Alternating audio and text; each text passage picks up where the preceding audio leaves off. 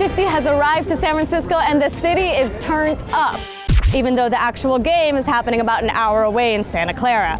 But here in San Francisco, we have Super Bowl City, home to week-long festivities catering to the 1 million fans who flocked here.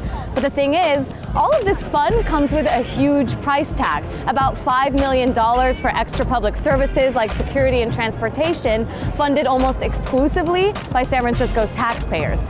Is that fair? Don't like it, not comfortable with it, and it sucks. It's probably once in a lifetime, probably. I'm fine with it, but I like sports. If you don't like sports, I can see how you probably would be more pissed off about it.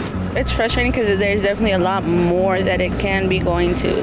Now get this, the Super Bowl host committee agreed to reimburse the city of Santa Clara, where the game is being held, for all of its costs. That's nearly $3.6 million. But San Francisco is only getting back a tiny fraction of the nearly $5 million it's spending.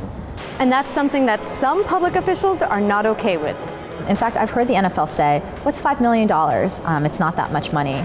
Well, it may not be a lot to one of the wealthiest companies in our country, but it's certainly a lot to our residents that live on the streets, to our working class and middle class families that are struggling to live here in San Francisco, that don't want to see their services cut during this week. The NFL is a giant moneymaker and the most valued sports league in the world. Last year, it made more money than San Francisco's entire fiscal year budget.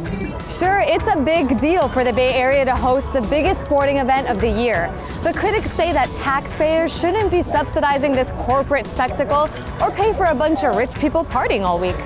Keep in mind, the average cost for a Super Bowl ticket this year is a whopping $5,000, and the average daily rate for a hotel room in the city this week has doubled. So you gotta ask, is all the money flowing into the city helpful?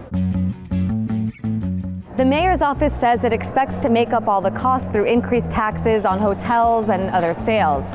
And the Super Bowl host committee claims that host cities see an economic boost of about $500 million. But one study found that the actual economic impact is only about a tenth of that claim, which would really suck considering San Francisco has a deficit.